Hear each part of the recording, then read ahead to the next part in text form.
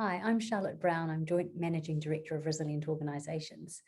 Over the next 5 minutes, I'm going to summarise research that the Merit Research team, that's ourselves, Market Economics and GNS Science, have conducted into business adaptations following disaster and how to incorporate these into economic disruption models.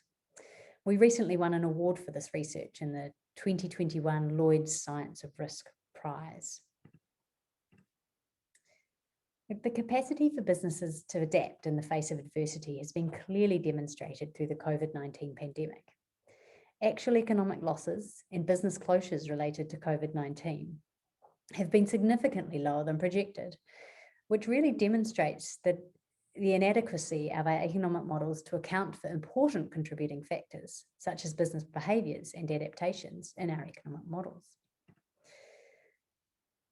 We were thinking about this a long time before COVID-19.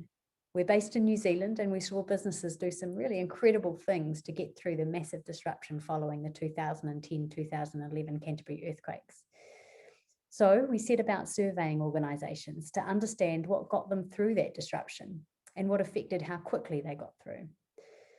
We looked at direct physical impacts, business demographics, pre-event mitigation efforts, post-event adaptation, demand and supplier impacts. We systematically analysed over 20,000 data points to develop some quantitative business recovery models. The business behaviours model is a logarithmic function, as you can see on the screen there, that calculates operability or ability to meet demand over time for 15 industry sectors.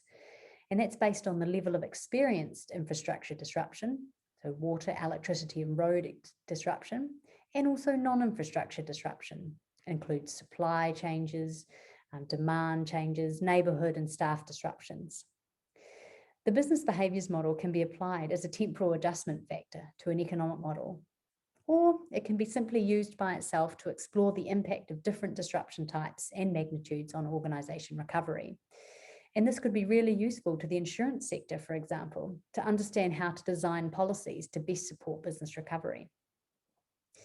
In addition to the model, the research provides a method for others to analyse and quantify business operability and recovery following a complex disruption. We've found that business recovery research is really ad hoc, and there is an opportunity to improve our understanding of business recovery and adaptation through more robust and consistent methods, such as the one we've developed here. In this research, we also introduced people to Merit. Merit is a state-of-the-art economic evaluation tool that allows us to translate physical disruption to community and business impact, and then economic impact over time. Merit is designed to imitate the core features of a computable general equilibrium model. However, it was formulated using a system dynamic simulation model using finite difference equations. This is a real evolution in economic modelling of disruption, as it enables users to better understand the transition path from disruption through to a new steady state. And critically, that new normal state may look different to pre-event, as the impacts of a disaster may change the balance of the economy. This dynamic approach to modelling is becoming increasingly critical for understanding the impacts of complex events, such as pandemics and climate change, where individual, organisation and sector adaptation is a core feature of the response to an event. These types of crises often serve as a springboard to changed behaviours, and our economic models need to incorporate these changes so that we understand the full economic impact, and we can design our insurance and government assistance instruments to best support economic and community recovery. So thank you for your time. If you'd like to know more, I know that was a really brief tour, but please get in touch using the contact details shown above. Thank you.